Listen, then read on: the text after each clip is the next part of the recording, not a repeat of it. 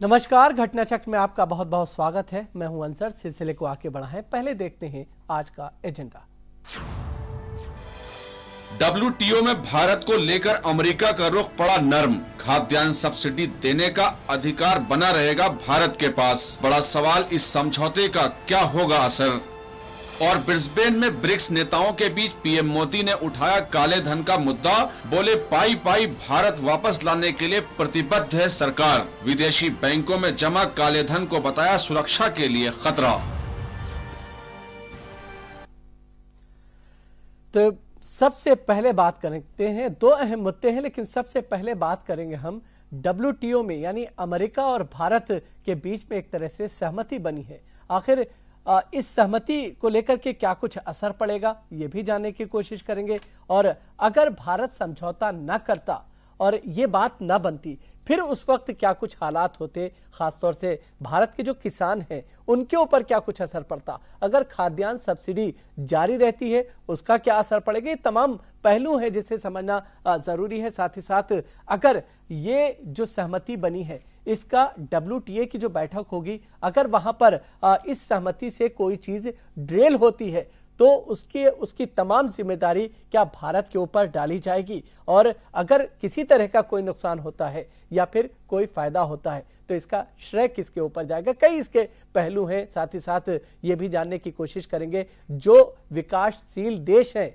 जो इस उम्मीद में बैठे हैं, जो भारत के रुख के साथ हैं, आखिर उनको इस डील के साथ क्या कुछ फायदा होगा। लेकिन इतना जरूर है कि भारत के लिए एक बड़ी कामयाबी इस तौर पर ली जा सकती है, क्योंकि भारत के किसानों के लिए एक बहुत बड़ी राहत की बात है कि खाद्यान्न सब्सिडी में कहीं ना कहीं जो एक अधिकार भारत के पास है वो इस डील के साथ जो है बराबर चलता रहेगा।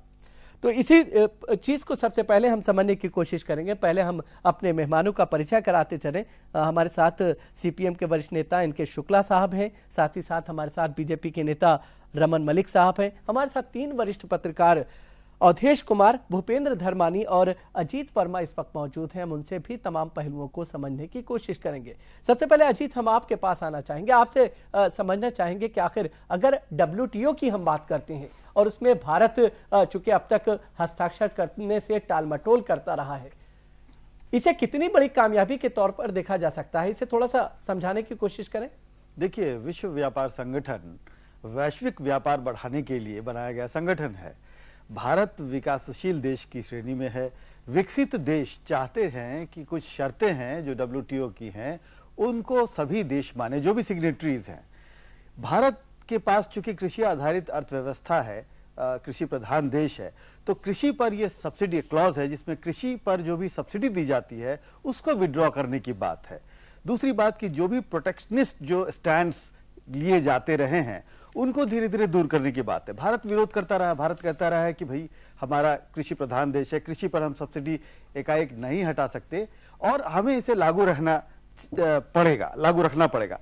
तो अब इसी मुद्दे पर जो बात बार बार अटक जाती थी, जो भी हमारे कॉमर्स मिनिस्टर थे जब भी डब्ल्यूटीओ की मीटिंग में जाते थे, अभी दिसंबर में फिर होनी आम सभा की बैठक, जब भी जाते थे तो भारत इस मुद्दे को उठाता था, अन्य देश उठाते रहते थे। अमेरिका बीइंग सबसे जो एक प्रभुत्वशाली देश कहें कि हर अंतर्राष्ट्रीय संगठन पर उसका जो कब्जा है, उस दृष्टि से वो भारत पर लगातार दबाव डालता रहता था कि आप जो वार्ता में गतिरोध है दोहा के बाद, लगातार जो गतिरोध उत्पन्न हो रहा है, तो आप इसमें अपना समझौते के प्रति अपना दृष्टिकोण, एक समझौतावादी दृष्टिकोण अपनाइए। भारत ने अमेरिका को यह समझाने की कोशिश की है कि पीस क्लॉज जो है, जो 2017 तक के तहत सब्सिडी को जारी रखने की अनुमति है, तो हमें आप तब तक आप अनुमति दीजिए, हम धीरे धीरे विड्रॉ करेंगे, लेकिन हम कृषि पर जो हमारे किसान हैं उनके हितों की अनदेखी नहीं कर सकते। यही समझौता हुआ है। स्थायी समाधान तक लागू रहेगा अभी समझौता। अब स्थायी समाधान क्या होगा, क्या भारत अपना प्रोटेक्शनिस्ट बिल्कुल क्या होगा और कब तक होगा, इसकी भी कोई समय सीमा तय नहीं की गई है। शुक्ला साहब भी हमारे साथ हैं। शुक्ला साहब, किस तरह से इस पूरे डील को देखा जाए? ये जो डील है, एक तो ये पर्दे की पीछे की डील है और बहुत से मीडिया में दिखाया जा रहा है कि भारत की बड़ी जीत है। ये जीत की बात नहीं है। इसको थोड़े देर के लिए आप ये कह सकते हैं कि हार को थोड़े देर के लिए टाला गया है, क्योंकि 2017 का जो कैप था उसको उन्होंने कहा है कि भाई ये और भी थोड़ा दिन आगे चलेगा जब तक कि पूरा समझौता न हो जाए। असल में मांग क्या है अमेरिका का और जो विकसित देशों का WTO के माध्यम से मांग क्या है? उनका मांग ये है कि 1986 से 88 के बीच जो भारत में अनाजों का जो कीमत एवरेज था, उस कीमत के आधार पर पैदावार आज का गिना जाएगा, कीमत उस समय का, उसके आधार पर 10% से ज्यादा आप सब्सिडी नहीं दे सकते हैं, चाहे वो न्यूनतम समर्थन मूल्य के सिलसिले में दीजिए या आप डिस्ट्रीब्यूशन मतलब सार्वजनिक वितरण प्रणाली से जो आप देते हैं लोगों को खाद्यान्न, या कृषि के क्षेत्र में कोई भी खाद्यान्न से संबंधित आप कोई सब्सिडी उससे ज्यादा आप नहीं दे सकते हैं। दबाव ये है। इस दबाव को पहले ये था कि आप 200 ठीक है, ये जो जिस दबाव की अभी आप बात कर रहे हैं ये तो WTO की तरफ से दबाव है। हाँ WTO। लेकिन सवाल ये है कि जो FTA है वहां पर भारत बराबर इस बात का इनकार करता रहा कि वो हस्ताक्षर नहीं करेगा। ये WTO की ओर से दबाव है और इसी के वजह से WTO में जो समझौता रुका हुआ है, और आप जानते हैं कि WTO पर वर्चस्व विकसित देशों का है और जिसका अगुवा अमेरिका है। तो अमेरिका और भारत के बीच में ये सहमति बनी है कि हम ये जो आपका जो पीस क्लॉज है जो 2017 तक था, इसको हम थोड़ा और आगे बढ़ा देते हैं, अभी समय सीमा नहीं रखते हैं, तब तक वार्ता जारी हो जब तक कि अस्थायी समाधान न हो जाए। पर्दे के पीछे और दूसरी बातें हैं, जो बातें आई नहीं है, वो है कि अमेरिका के साथ और भी जो समझौते लंबित हैं, वो समझौते तब तक इस बीच होंगे। भारत के अंदर जो बीज कानून है उसको कैसे आप पास करते हैं, भारत के अंदर जो भूमि अधिग्रहण कानून है उसको कितना आप ढीला करते हैं बहुराष्ट्रीय कंपनियों के पक्ष में, बहुराष्ट्रीय बीज कंपनियों के पक्ष में बीज कानून, और आप FDI को कितना मौका देते हैं कृषि क्षेत्र में और दूसरे क्षेत्र में, इसको अमेरिका वाले भी देखेंगे और उसके बाद इस पर और भी आगे वार्ता करेंगे। इसलिए तलवार की धार आपके गर्दन पर लटकी रहेगी और इस नाम पर यह होगा कि भाई हमने तो इसमें अमेरिका को हरा दिया और हमने कुछ हासिल कर लिया। वो हासिल की बात अभी नहीं है। आपको शायद मालूम होगा कि अभी लगभग 54 FTA free trade agreement pipeline में है, मुक्त व्यापार समझौता विभिन्न देशों के साथ, वो भी आने वाला है।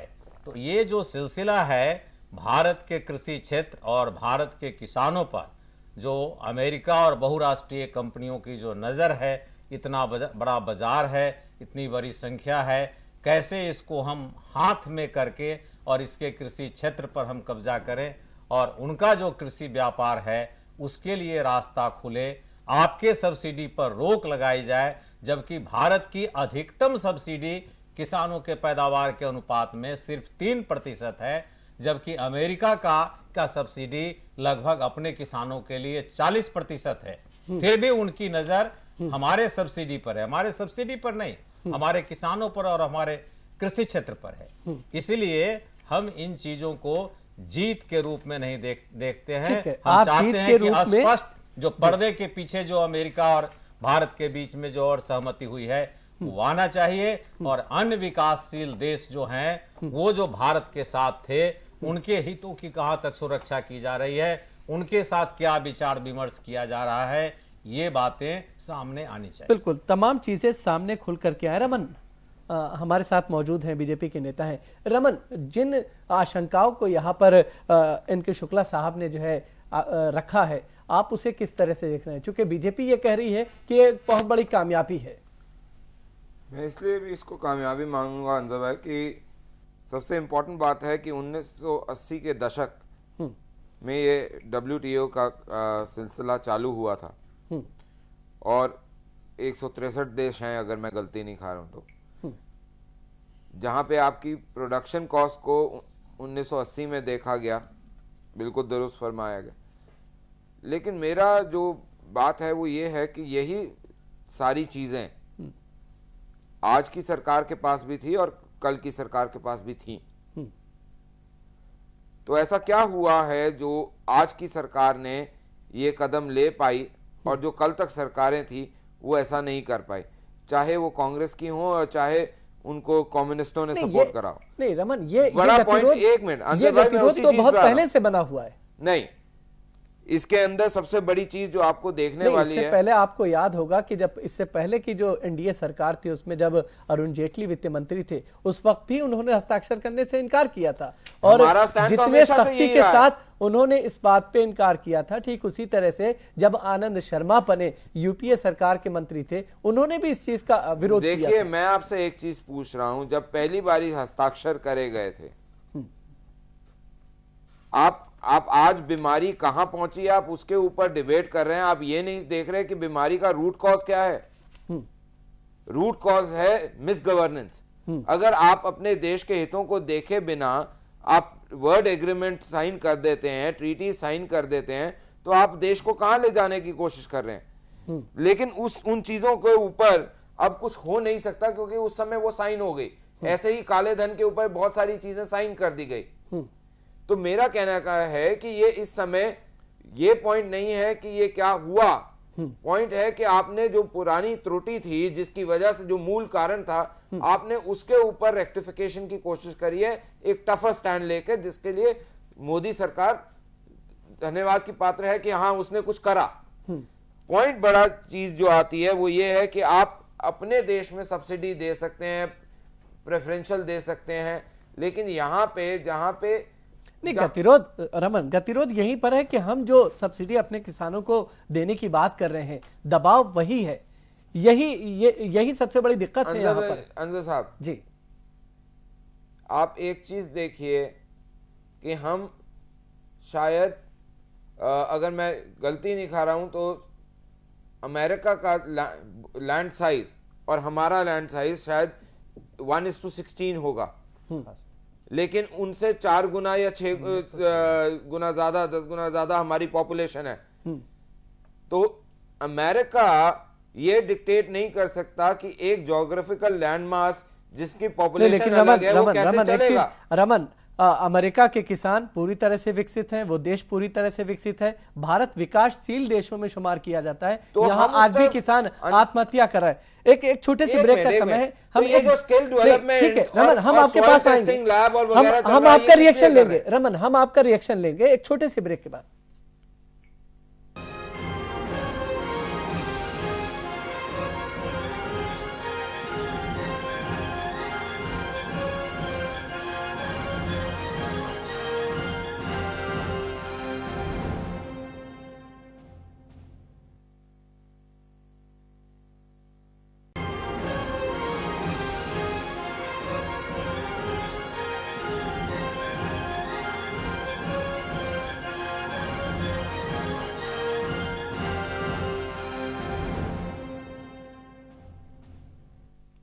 ब्रेक के बाद घटना चक्र में आपका एक बार फिर से स्वागत है। हम बात कर रहे हैं डब्ल्यूटीओ में खासतौर से भारत और अमेरिका के बीच में एक तरह से सहमति बनी है, क्या कुछ उसका असर पड़ रहा है उसको हम जानने की कोशिश कर रहे हैं और किस तरह से तमाम चीजों को देखा जा सकता है। ब्रेक से पहले जिस तरह से रमन कह रहे थे कि कहीं ना कहीं मोदी सरकार बधाई की पात्र है क्योंकि ये जो सहमति बनी है उसकी कोशिशों का एक नतीजा है। रमन, चूंकि आप अपनी बात कंप्लीट नहीं कर सके थे, आप बात पूरी करें। देखिए, जुलाई में एक मीटिंग हुई, सितंबर में प्रधानमंत्री मिलते हैं, हम नवंबर में हैं।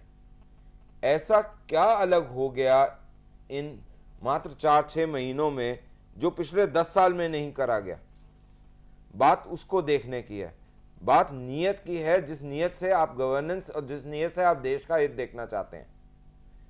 पॉइंट अपने आइडिया को सेल करने के 4 साल जो यूएस था वो ये आपको बोलता था कि मैं सिर्फ आपको 4 साल की विंडो देता हूं कि आप इन 4 सालों में अपना फॉर्मूला बनाइए और मैं तब तक आप पे पेनल्टी क्लॉज नहीं लगाऊंगा। यहां आज ये हुआ कि जब तक एक स्थायी समाधान इस विषय पे नहीं मिलता कि भारत के गरीब का, भारत के आम जनता का खाद्य सुरक्षा कैसे होगी, तब तक कोई इसके ऊपर पेनल्टी नहीं लगा सकता। मैं सिर्फ ये समझना चाहता हूं, और जो बहुत सारे लोग इसके ऊपर बोल रहे हैं कि जी कोई बहुत बड़ी चीज नहीं है, तलवार लटक रही है, कि ऐसा क्या बड़ी चीज हो गई 4 महीने के अंदर जो आप पिछले 27-28 साल में नहीं कर पाए? आप बताइए, पहले आप ही बताइए 4 महीना में क्या हुआ, तब तो हम समझे। 4 महीने में ये हुआ कि जो लोगों की एक मंशा थी काम करने की, देश में काम हो, और जो लोग नहीं कर रहे थे आज उनके ऊपर उनका अस्तित्व मुश्किल में है। ये परिवार हुआ, ये एक अलग विषय का मुद्दा, ये इसी का रिलेशन होता है। अगर एक स्ट्रॉन्ग नेशन होगा, ये स्ट्रॉन्ग नेशन इंटरनेशनली अपने आप को फोर्स कर सकता है। इसका क्या नहीं, लेकिन इसका WTO की उस जो है बिल्कुल है, उससे कोई उस तरह से लेना देना मुझे नजर नहीं आता। बराबरी में होती है। ठीक है, हमारे साथ एक बंदा जो अपने आप को नीचे देखता हो, हीन भावना के साथ नेगोशिएशंस नहीं होती हैं। नहीं, कोई हीन भावना से कोई जो है नहीं देखता है, और इस तरह की कोई चीज होती नहीं है। अवधेश जी हमारे साथ हैं। अवधेश जी, आपसे एक चीज समझना चाहेंगे कि आखिर TFA की अगर हम बात कर लें, यहाँ पर जो भारत को एतराज है वो किन बिंदुओं को लेकर के है? देखिए, सबसे पहले जो शुक्ला जी ने कुछ बातें तथ्य कही हैं वो फैक्ट है, मैं उनसे सहमत हूं, और बहुत कम मुद्दों पर हमारी मार्क्सवादियों से सहमति होती है, लेकिन चूंकि ये देश के हित का सवाल है, किसानों के हित का सवाल है, और संपूर्ण दुनिया के आर्थिक सुरक्षा के हित का भी सवाल है, इसलिए पहले तो ये इसको जब तक हम ये समझ लें कि WTO क्या है, ये दुनिया में ढहते हुए औद्योगिक पूंजीवाद को संभालने के लिए कि दुनिया हमारे नियमों से व्यापार करे, ये general agreement of trade and tariff शुरू हुआ था। डंकल साहब का एक ड्राफ्ट आया, और 1995 में सोवियत संघ के ढहने के बाद चूंकि एक ही वन पोलर वर्ल्ड हो गई थी, इसलिए आपका हस्ताक्षर वहां हो गया। शायद सोवियत संघ जिंदा रहता तो हस्ताक्षर नहीं होता। हम लोगों ने उसके खिलाफ बड़ी लड़ाई लड़ी। उस समय और हम सब लोगों ने सैकड़ों धरने प्रदर्शन WTO के, पेटेंट के, और वो इतना क्रूड एग्रीमेंट है, हमारे भारत की तो संपूर्ण सभ्यता और संस्कृति के विरुद्ध है। पहले इसको समझ लीजिए, तब ये समझ में आएगा। जैसे हमारे यहां ज्ञान बांटने का है कि जो ज्ञान है जितना बांटोगे उतना मिलेगा। WTO ने कहा कि नहीं, ज्ञान जो है एक प्रॉपर्टी है, उसका भी राइट्स है, और अगर दूसरा कोई यूज करता है तो उसको उसका धन देना चाहिए। इंटेलेक्चुअल प्रॉपर्टी राइट हो गया। मैं कोई रिसर्च करता हूं, हमारे यहां की परंपरा है कि उसको खुला छोड़ दो मनुष्य की सेवा के लिए। उसने कहा नहीं, हर रिसर्च पर पेटेंट करो और इतने दिनों तक उसका कोई उपयोग नहीं कर सकता। तो ये जो इसी सोच के तहत ये व्यवस्था आगे बढ़ रही है, मैं इसको एक राक्षसी व्यवस्था मानता हूं WTO जैसे संस्थाओं को। भारत के कारण अगर WTO की वार्ता फेल हो जाती तो भारत एक हीरो बन सकता था इतिहास के लिए, और मैं मानता हूं कि उसको फेल होने देना चाहिए। तो ये जो सहमति अब मैं कह रहा हूं, अब उस पर आता हूं। देखिए क्या करना चाह रहे हैं ये। इस समय एक WTO के आने के बावजूद दुनिया में जो आर्थिक संकट आया है, जैसे ये चाह रहे थे दूर नहीं हुआ। उसमें नियम कानून इतने जटिल हैं कि साधारण देशों के पास पढ़ने और समझने के लिए एक्सपर्टाइज भी नहीं है। एक एक कानून की इतनी मोटी मोटी किताबें WTO की बना दी गई हैं, वो बड़ा कठिन चीजें हैं। हमने बहुत पढ़ा है, उस पर काम किया था एक समय। ये समय क्या है कि लगभग ऐसे 20 एग्रीमेंट्स हैं ट्रेड फैसिलिटेशन के जो कि लंबित पड़े हैं। उसी में से एक ये भी था कि भाई 86 से 88 तक जो आपका प्रोडक्शन है उसके आधार पर आप 10% से ज्यादा आप सब्सिडी नहीं दे सकते हैं। तो ये केवल भारत का नहीं, दुनिया के दूसरे देशों का भी विरोध था। अभी इतना हो गया है, इसको मैं तात्कालिक सफलता मानता हूं क्योंकि इस समय WTO से बिल्कुल बाहर आने का भारत का समय नहीं है। स्वयं नरेंद्र मोदी ने कहा है कि हम इसी सिस्टम के अंदर देश को खड़ा करेंगे और विकसित करेंगे। और सिस्टम के विरुद्ध नहीं अगर ये बात न बनती तो क्या भारत बाहर हो जाता उससे? ना, अभी बाहर नहीं होता। हाँ। भारत पर पश्चिमी देश आरोप लगा रहे थे कि भारत के कारण जो है ना वो ट्रेड फैसिलिटेशन एग्रीमेंट रुका हुआ है, जिसके 20 पॉइंट थे, जिसका मेन ये है कि आपके यहां जो कस्टम बैरियर्स हैं, जो सीमा शुल्क के बैरियर्स हैं, उनको बिल्कुल लगभग खत्म करने जैसा है। व्यापार को फैसिलिटेट करना है उसमें कि उनके जो सेवाएं हैं, उनके जो सामान है वो आपके पोर्ट्स पर आते हैं, कहीं आते हैं तो जल्दी रिलीज हो और उनको समान रूप से बिकने की, समान रूप से काम करने की अनुमति। ऐसे बहुत सारे हैं जो हमारे लिए घातक हैं। तो मेरे हिसाब से तो भारत पर आरोप लगता तो कुछ नहीं। हम लोग तो हमेशा एग्रीकल्चर को WTO से बाहर रखने के पक्ष में रहे हैं। हाँ। क्योंकि एग्रीकल्चर WTO में जाना ही नहीं चाहिए था। सरकार को भी, वाजपेयी सरकार को भी लिख के हम लोगों ने दिया था, पर्याप्त प्रदर्शन किया था। मनमोहन सिंह सरकार में भी हम लोगों ने लिखित कहा था और आज भी हमारी ये मांग है, लेकिन तात्कालिक रूप से जो हुए हैं वो थोड़ा सा इसलिए राहत देता है कि इसमें कोई टाइम लिमिट नहीं है। इसमें जब तक भारत और ऐसे देशों की सहमति नहीं होगी, वो हमारे फूड सिक्योरिटी में या हमारे भंडारण को लेकर या हमारे उसमें था कि उसी सीमा के तहत आपको भंडारण की और फूड सिक्योरिटी की व्यवस्था कर लेनी है। अब वो टाइम लिमिट तत्काल हटा दिया गया है। और शुक्ला जी कह रहे थे ये बिल्कुल नहीं, यही एक जो टाइम लाइन जो टाइम बाउंड था, जो ये बाउंड हटाया गया है, कहीं ना कहीं ये एक राहत की बात ना, दोनों राहत की बात है ना। अब ये हो गया कि 10% एक तो नहीं रहा कोई, मन इस समय हम जैसे चाहे, लेकिन हमको आगे दबाव बढ़ने वाला है। ये एक अस्थायी व्यवस्था है। तात्कालिक रूप से चूंकि उनको कोई न कोई समझौता करना है, मरते हुए WTO को जिंदा रखना है, तो उनको कुछ न कुछ भारत जैसे और भारत के साथ जो और विकास देल थे उनकी कुछ बातें माननी थी। तो वो आगे अब उस बाकी विषयों पर बात कर लेंगे, उसके बाद फिर इस पर आएंगे आगे। इसलिए भारत को उसकी तैयारी करनी है। और मैं तो ये कहूंगा कि भविष्य में आज भी WTO के होते हुए हम साफ्टा करते हैं, साउथ ईस्ट एशिया में फ्री ट्रेड एग्रीमेंट करते हैं, हम पूर्वी एशिया में आसियान का आफ्टा करते हैं, एशियन ईस्ट एशिया जो है फ्री ट्रेड एग्रीमेंट कर रहे हैं, कई देशों के साथ हम एग्रीमेंट कर रहे हैं, दोहरे कराधान का हम अलग अलग देशों के साथ संधि कर रहे हैं। तो व्यापार अलग अलग देशों के साथ ही हो, उसका दुनिया में एक नियम नहीं हो, इसमें समस्या क्या है? इसलिए भारत जैसे देश को तो आवाज उठानी चाहिए कि भाई WTO अब इस 1995 से इस 20 सालों में दुनिया के व्यापार को संतुलित करने में, विकासशील देशों को विकसित देशों के समानांतर खड़ा करने में और स्वयं विकासशील देशों के और गरीब देशों के खाद्य की और सेवा की और व्यापार की समस्या को निदान करने में सफल नहीं रहा है। इसलिए इसकी जगह या तो दूसरा एग्रीमेंट हो या WTO को खत्म करो। धर्मानी जी, किस तरह से आप इसे देख रहे हैं? कितनी बड़ी उपलब्धि इसे? देखिए, मुझे लगता है काफ़ी कुछ अवधेश भाई ने बताया है, लेकिन मुझे लगता है कि अगर WTO के 20 साल का इतिहास हम देखें तो ये पहला ऐसा एक एग्रीमेंट होगा जिसमें कोई कंडीशन अटैच नहीं होगी। ये कोई छोटी अचीवमेंट नहीं, इसको आप छोटी अचीवमेंट नहीं कह सकते हैं। और पिछली सरकारों ने भी प्रयास किए। नहीं, लेकिन जो शुक्ला साहब कह रहे थे कि पर्दे के पीछे बहुत सारी चीजें हैं। ऐसा है, हाँ। मैं वहीं पे आ रहा हूँ।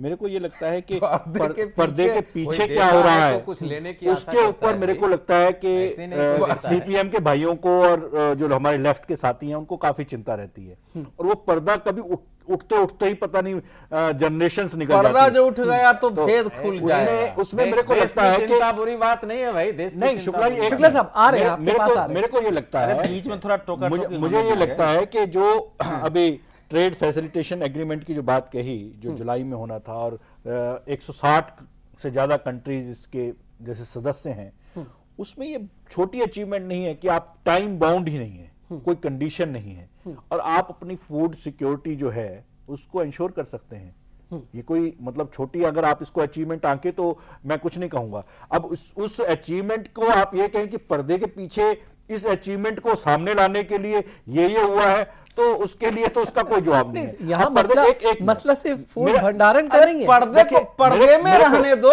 पर्दा में उठाओ, क्या दिक्कत है?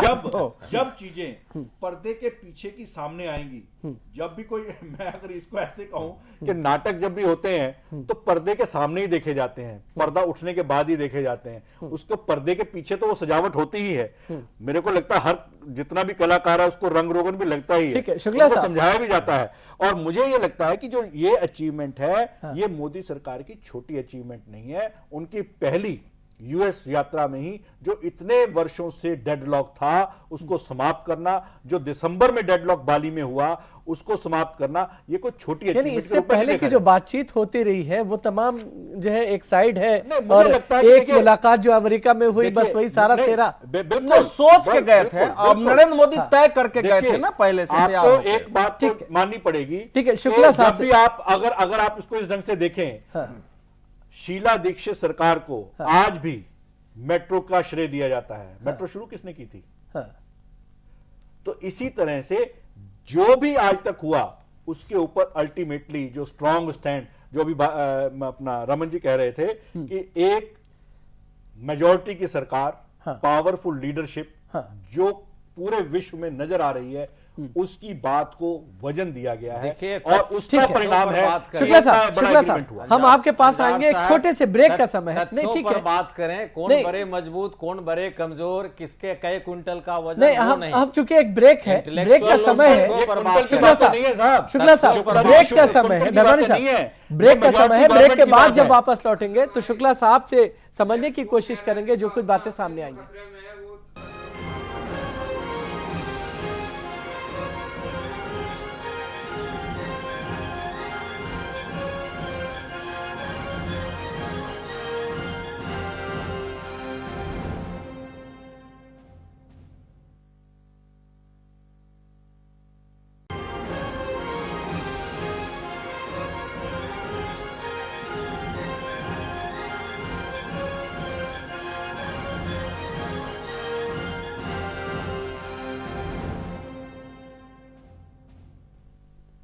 ब्रेक के बाद घटना चक्र में आपका एक बार फिर से स्वागत है। हम बात कर रहे हैं कि डब्ल्यूटीओ में खाद्यान्न सब्सिडी को लेकर के, खाद्यान्न सुरक्षा को लेकर के भारत और अमेरिका के बीच में एक तरह से सहमति बनी है। आखिर उसका असर क्या कुछ पड़ रहा है, उस चीज को भी हम जानने की कोशिश करेंगे। लेकिन शुक्ला साहब, कुछ पॉइंट्स आपने उठाए थे, एक चीज आपसे समझना चाहेंगे। यहां पर संकट ये कहा जा सकता है कि फिलहाल टल गया है, लेकिन समस्या का समाधान फिलहाल उस तरह से दिखाई नहीं दे रहा है। ऐसा लगता है कि ठीक है, इस वक्त जो है संकट हट गया है, लेकिन आने वाले समय में संकट तो बरकरार है ही। वही तो मैं कह रहा हूं कि संकट टला नहीं है और कोई एग्रीमेंट भी नहीं हुआ। एक सहमति हुई है भारत और अमेरिका के बीच में कि अमेरिका ने कहा है कि ये जो 217 का कैप जो है, हम डब्ल्यूटीओ में इस बात की कोशिश करेंगे कि ये 2017 का कैप खत्म हो जाए और हम लोग बातचीत जारी रखेंगे कि एक परमानेंट सॉल्यूशन हो जाए। वो 17 के पहले भी हो सकता है, वो 17 के बाद भी हो सकता है। आप लोग जो एग्रीमेंट की बात कर रहे हैं, ये दो देश की सिर्फ सहमति है। ये 160 से ज्यादा जहां देश है डब्ल्यूटीओ में, ये बात ठीक है, वर्चस्व अमेरिका का है, लेकिन ये दो देश की सहमति है। एक तो ये समझना चाहिए कि एग्रीमेंट नहीं है, एक सहमति है। दूसरी बात यह है कि जो हम पर्दे के पीछे की बात कर रहे हैं कि बिजनेस में ये स्ट्रांग मैन और वीक मैन का सवाल नहीं होता। ये सबसे बड़ा जो दुनिया का बड़ा बिजनेस कंट्री है, बिजनेसमैन कहिए जो कहिए, वो है अमेरिका है। वो किसी को कुछ देता है तो उससे ज्यादा वो लेने की कोशिश करता है, उससे ज्यादा लेने की तो आखिर समाधान फिर क्या है? तो इसलिए लेफ्ट बिजनेस सिखाएगा जो कि कम्युनिज्म बिजनेस सिखाएगा। इसीलिए उनकी कोशिश ये है, जो कोशिश आपको पहले एनडीए सरकार में शायद याद होगा, और अवधेश जी शायद हमारा सपोर्ट करेंगे इस सवाल पर, क्योंकि वो तथ्यों की जानकारी रखते हैं। शुरू ही उन्होंने कह दिया था हम कुछ चीजों सपोर्ट करेंगे। वाजपेयी जी के सरकार का सबसे बड़ा योगदान, उसको उलट के बोलिए तो अयोगदान, भारत में जो क्वांटिटेटिव रिस्ट्रिक्शंस ऑन इंपोर्ट था, बाहर से जो माल आते थे उस पर नियंत्रण था, आयात पर। हमको जितनी जरूरत होगी हम प्रति वर्ष उस पर हम फैसला करेंगे। वाजपेयी जी के जमाने में अमेरिका के दबाव में जब क्लिंटन साहब को भारत आना था और वाजपेयी जी को जाना था अमेरिका, तो उसके पहले ये चीज निर्णय हुए कि इस क्वांटिटेटिव रिस्ट्रिक्शंस ऑन इंपोर्ट, आयात पर मात्रात्मक नियंत्रण को हम खत्म करते हैं।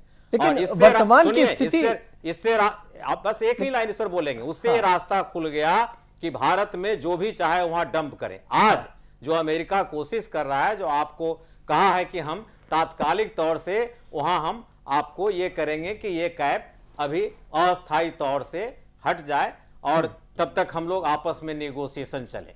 उसके साथ साथ जो दबाव है, अगर ये गलत हो तो आप खंडित कर सकते हैं। ठीक है, लेकिन शुक्ला साहब, जो हम पहले बोल चुके हैं कि आप जो लैंड एक्विजिशन एक्ट है उसको ढीला कीजिए। जो यूपीए सरकार में था, पहले 80% हुआ, 70% की सहमति चाहिए। हम लोग 80% से ज्यादा का मांग कर रहे थे। ये तो डब्ल्यूटीओ का पार्टी नहीं है। सुनिए, इस कहां से चीजें बीच में आ गई? आप बात को समझिए। अपने आप करें लेफ्ट वाले, बिल्कुल ठीक होता है। जो लोग कम्युनिज्म की बात करते हैं वो कैपिटलिज्म की बात कर रहे हैं, मेरे ये बात समझ ही नहीं आता। मेरे बात को फैक्ट से जवाब दीजिए। फैक्ट से हम चाहते हैं, अगर आपके पास फैक्ट हो। बिल्कुल, तो आप डब्ल्यूटीओ को फैक्ट बोलिए ना, आप तो कुछ और ही बोल रहे हैं। इंटेलेक्चुअली फैक्ट से जवाब दीजिए। इंटेलेक्चुअली आप जो बात कर रहे हैं डब्ल्यूटीओ पे काफी अच्छा रहेगा क्या हाल होगा? कि लैंड एक्विजिशन एक्ट को ढीला कीजिए, सीड कानून को ऐसा बनाइए कि मल्टीनेशनल्स को मौका मिले, एग्रीकल्चर में ज्यादा से ज्यादा एफडीआई को मल्टीनेशनल कंपनियों को इजाजत दीजिए,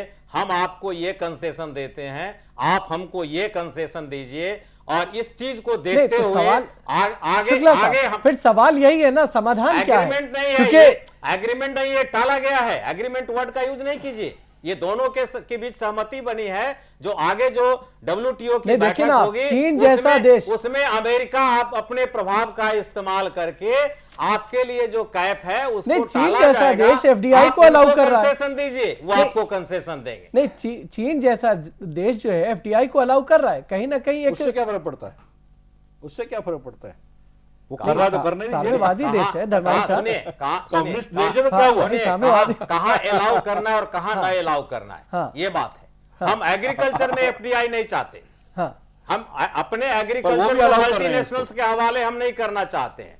हमारा जो एग्रीकल्चर है उस किस्म का विकसित नहीं है कि इनका हम कंपीट करें। ठीक है, हम फूड सिक्योरिटी के लिए जरूरी है, जहां एक आदमी की एवरेज जो आमदनी है वो 20 रुपया से कम है, इतनी बड़ी आबादी को खिलाना है। फूड सिक्योरिटी का मतलब क्या होता है? वेस्ट बंगाल में क्या करा आप लोगों ने? ठीक है फूड सिक्योरिटी 34 साल वेस्ट बंगाल में क्या करा? फूड सिक्योरिटी का मतलब ये होता है 34 साल वेस्ट बंगाल में क्या हुआ जहां आज भी सब ठीक है, शुक्ला साहब, वेस्ट बंगाल पर कहीं बहस कर लेंगे भाई। शुक्ला साहब, मैं तो आपसे पूछ रहा हूं, अजीत भी हमारे साथ है, अजीत भी हमारे साथ है। वेस्ट बंगाल पर कहीं बहस कर नहीं, अभी अंजय साहब अगर अपने आप जो मर्जी बोलते जाए वो ठीक है, दूसरा खंडन करें। जवाब दे रहा हूं मैं, आप सुनने की करिए। मैं जो तथ्य उठा रहा हूं इसका सबसे बड़ा अगर बिजनेस पावर है, इसका जवाब तो इंडिया दीजिए। सबसे बड़ी मार्केट है। हाँ, मार्केट है। ये आप हाँ जी, आपके मार्केट पर कब्जा करना चाहता है, इसीलिए आपसे कंसेशन चाहता है। देखिए, अवधेश जी ने कहा कि सारे ट्रेड बैरियर को खत्म करो। आपने 34 साल वहां क्या करा? भुखमरी के अलावा कुछ लाया?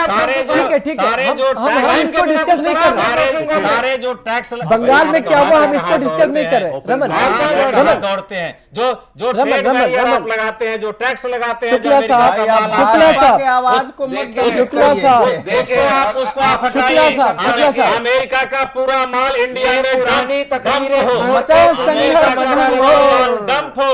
नहीं, आप अखबार में पढ़िए, जो पेपर आपके पास है उसे पढ़िए कि जो ट्रेड बैरियर है लगा लीजिए दोनों लोग, जो समाधान नहीं निकल रहा। ट्रेड शुक्ला बैरियर को साहब, खत्म करो। शुक्ला साहब, क्या इसी तरह से उलझते रहेंगे, समाधान की बात ना करें? सुनने की क्षमता नहीं है। भाई अजीत जी उंगली उठा रहे हैं, अब किसकी अजीत जी, ओर है जरा आखिर समाधान क्या कुछ हो सकता है? उंगली किसकी ओर? देखिए सबसे जो अच्छी बात है, एक सहमति बनी है, जो ये देखिए व्यापारिक एक अगर एग्रीमेंट है, एक सहमति है, तो इसको पूरा होना चाहिए। और अमेरिका के साथ अगर बातचीत हुई है तो आपके फायदे भी हैं, जैसे MSP पर आपकी सरकारी खरीद जारी रहेगी, ये आपके लिए बहुत राहत की बात है, कम से कम 2017 तक। और 2017 के बाद भी ये इसमें कंसेशन हट गया है, तो अब मतलब अब अनिश्चित काल तक अब आप सुरक्षित हैं, जैसा रमन जी कह रहे हैं, वार्ता चलेगी। और दूसरी बात है कि अगर आप सिग्नेटरी हैं WTO के, समझौता नहीं है, तो WTO के अगर आप सिग्नेटरी हैं तो आपको ये हक है, 160 देश है, रूस शामिल हुआ है, नहीं लेकिन अजीत, तो आपको ये हक है, अजीत हक है कि आप अपनी बात अजीत, यहाँ परेशानी टाली गई है, यहाँ हल हुआ। 140 तो पिद्दी देश है, उनका क्या वहाँ चलने वाला है? उन पिद्दियों का परेशानी टाली गई है या हल हुआ है इसका कुछ?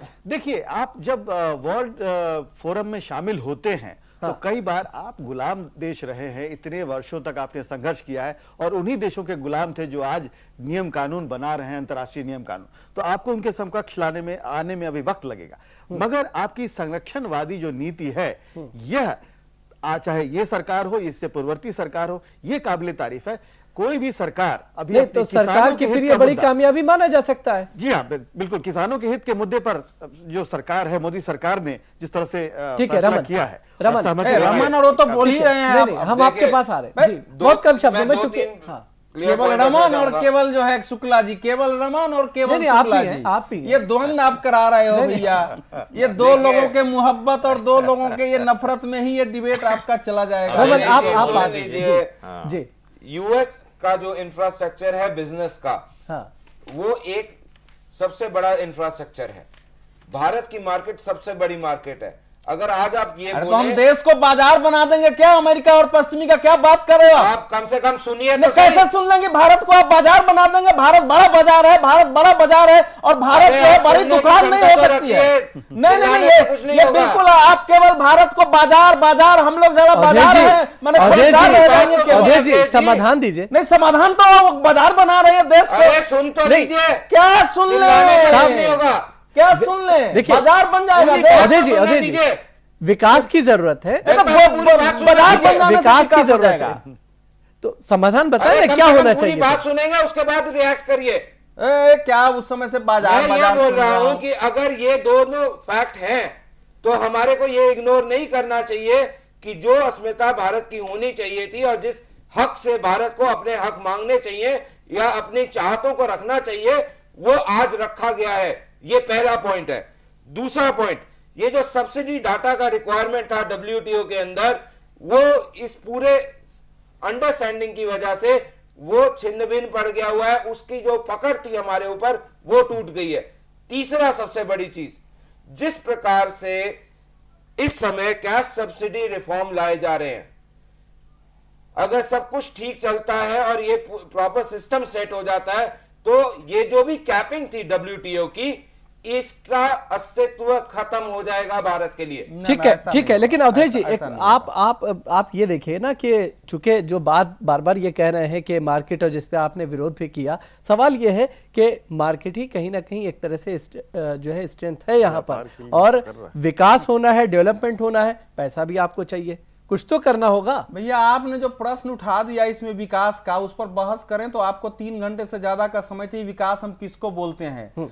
बाजार का मतलब यह है कि आप इस संपूर्ण देश को एक उपभोक्ता, बड़े संपूर्ण देश को क्या माने, आप एक उपभोक्ता बना के रखना चाहते हैं। देखिए ऐसा है, ये बेसिक मैंने इसलिए शुरू में कंसेप्ट किया कि ये बाजारीकरण का जो मार्केट इकोनॉमी का जो कंसेप्ट है, ये मनुष्य के मूल संस्कार के विरुद्ध है। बाजार हमको उतना ही चाहिए जितना हमारी नीड है, बाजार हमको उतना ही चाहिए जितने में हमारी चीजें बिके और खरीदी जाए। लेकिन हमारी जरूरतें तो ज्यादा है। डब्ल्यूटीओ जो है ना, देखिए डब्ल्यूटीओ जो है ना, यहाँ के लोगों अरे की सुनो ना, डब्ल्यूटीओ इस दुनिया के इस ब्रह्मांड के हर चीज को बाजार मान के चलती है। ये एक खतरनाक प्रवृत्ति है, इसको समझिए। लेकिन जहां तक शुक्ला जी कह रहे, देखिए ये एग्रीमेंट हुआ है, ये एग्रीमेंट का वैल्यू डब्ल्यूटीओ के लिए है, क्योंकि डब्ल्यूटीओ ने अमेरिका को इसके लिए, अमेरिका को ही ये अधिकार दिया था, अमेरिका को अधिकृत किया था कि भारत के, सुनो नहीं आप पैसा कहां से आएगा? आप पहले आप समझा नहीं रहे, हम जो आप उस चीज को समझाइए ना। नहीं समझा रहा हूं कि उन्होंने जो कहा ना कि इस एग्रीमेंट का कोई वैल्यू नहीं है, इस एग्रीमेंट का वैल्यू है। पहली बात तो यह है क्योंकि अमेरिका को डब्ल्यूटीओ ने अधिकृत किया था और उसके बाद डब्ल्यूटीओ के डायरेक्टर जनरल का बाकायदा बयान आ गया है कि the India US breakthrough represents a significant state in efforts to get the Bali package and the multilateral trading system back on mark. मतलब बाली पैकेज और जो बहुपक्षीय है इससे वो रास्ते पर आ गया है, तो इसका असर तो है। ये नहीं है कि ये दो ही देशों का, इसका मतलब डब्ल्यूटीओ के डायरेक्टर जनरल इसको मान रहे हैं। लेकिन हम लोगों का कहना यह है कि आप डब्ल्यूटीओ के ढांचे से ही क्यों विचार करते हैं? आप भारत के ढांचे से विचार करिए और इस पर जरूर मूल्यांकन करिए कि 1995 से लेकर नवंबर 2014 तक डब्ल्यूटीओ का इस देश पर कैसा प्रभाव पड़ा है, वो प्लस है या माइनस है। आप हमारे सवाल का जवाब नहीं दे रहे हैं। आप सब सुने नहीं सवाल नहीं, आप हमारे सवाल का जवाब नहीं दे रहे हैं। धर्मानी जी, बहुत कम शब्दों में आपसे जानना चाहेंगे कि आखिर चूंकि जनवादी जो नीतियां हम बना रहे हैं और तमाम लोगों को हर तरह की फैसिलिटी देने की, नहीं, अरे क्यों, ये वहीं से जुड़ा हुआ मामला, पैसा चाहिए हर चीज के लिए, तो इसमें कौन सा पैसा चाहिए? हाँ। पैसा थोड़ा चाहिए, जो मेरे को थोड़े शब्द ही देते हो आप हमेशा, क्या बात है? पहले थोड़े शब्दों में कैसे कहे?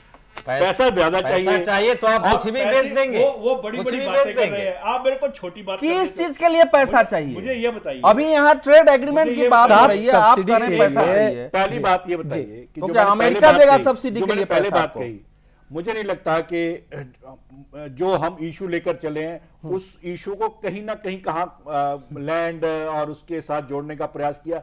ये जो चीज है, जो आज अचीवमेंट है, उसकी बात की जाए। मुझे लगता है कि डब्ल्यूटीओ के इतिहास में पहली बार बिना किसी क्लॉज के, बिना किसी उसके आप एक एग्रीमेंट साइन करवाने में सफल हो रहे हैं। इसको आप छोटी अचीवमेंट कैसे मान सकते हैं? पहली बात तो यह है। दूसरी बात यह है कि जो उन्होंने कही कि बड़े और छोटे की बात ना करें। अरे स्ट्रेंथ जिसकी होगी आवाज उसी की सुनी जाती है। पहले क्यों नहीं सुनी गई आपकी आवाज, आज क्यों सुनी जा रही है? आप अमेरिका की बात कर रहे हैं कि अमेरिका ने पर्दे के पीछे ये कर लिया, उसका दबाव क्यों माना जाता है? आप जितना उसकी strength है, जितना उसकी strength- concession आप एक मिनट आप बोल रहे थे, मैं सुनी शुक्ला जी नहीं बोल रहा था, आप कृपा करके शांति से सुनिए।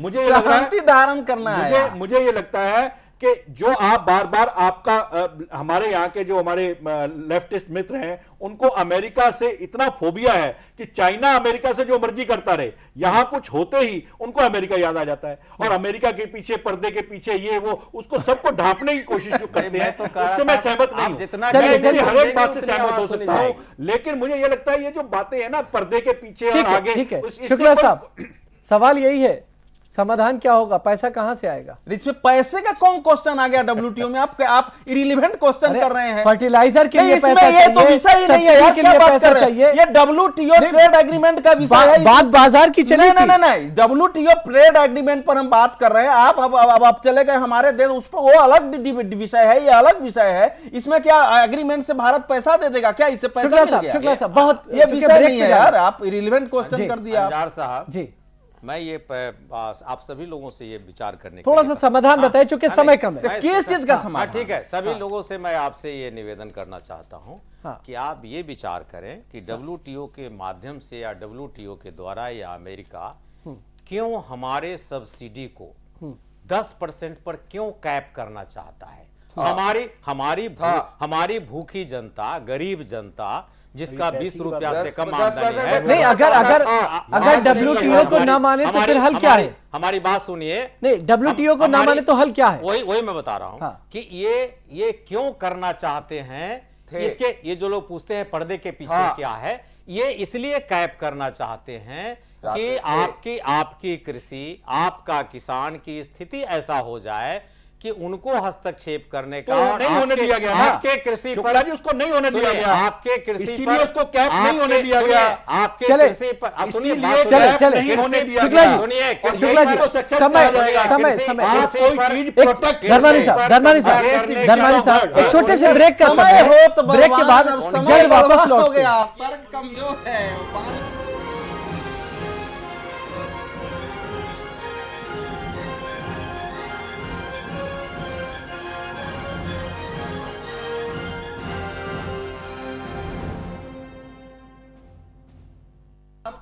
मत करे।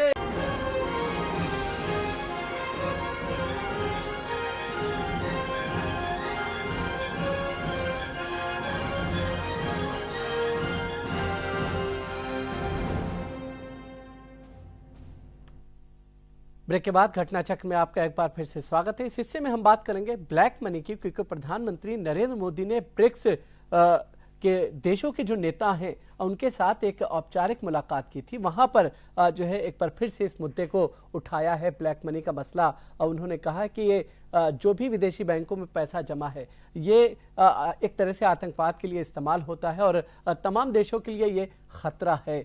और भारत में भी इस पर जो है जम करके राजनीति होती रही है, लेकिन विरोधी हैं वो सरकार पे निशाना साधते हैं। सरकार कहती है कि हम बहुत संजीदगी के साथ इस मसले का समाधान करने की कोशिश कर रहे हैं, एक पाई जो है वापस लाई जाएगी। शुक्ला साहब, आप ही से समझेंगे आखिर विरोध क्यों हो रहा है। अगर एक कोशिश है यहाँ पर, सरकार कहती है थोड़ा इंतजार करना चाहिए। आपने 1 ही मिनट समय दिया है जी, तो हम लोग का तो शुरू से मांग है एक एक पैसा जो ब्लैक मनी जहां भी है, देश के बाहर या देश के भीतर भी है, दोनों को आप लाएं अगर आपकी हिम्मत हो।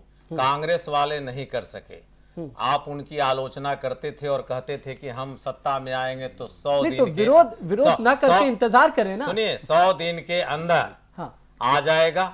एक एक व्यक्ति को कम से कम 3 लाख और एक परिवार को कम से कम 15 लाख। हम लोग इंतजार में हैं, ये ले आवें। लेकिन हम आपको आज यहाँ कहना चाहते हैं और चैलेंज देना चाहते हैं कि जैसे कांग्रेस पार्टी नहीं ला सकी ब्लैक मनी, वैसे ही भारतीय जनता पार्टी की सरकार नहीं लाएगी, ये लीपापोती होगा।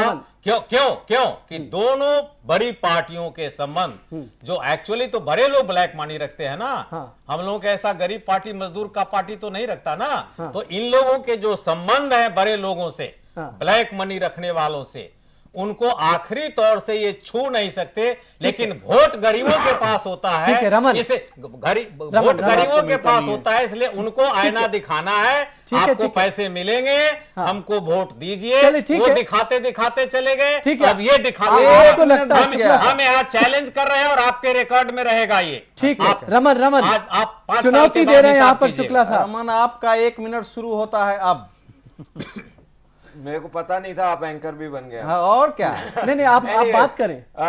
देखिए हमारे प्रधानमंत्री ने एक विश्व पटल के ऊपर ये कमिटमेंट भी दी है और ये ओपन बोला भी है, ये उनकी कमिटमेंट दिखाता है इस चीज की। लेकिन मैं बड़े मुद्दे पे आ रहा हूं कि वो है एक सरकार के पास कोई ना कोई एक्शन प्लान होता है, कोई तरीका होता है।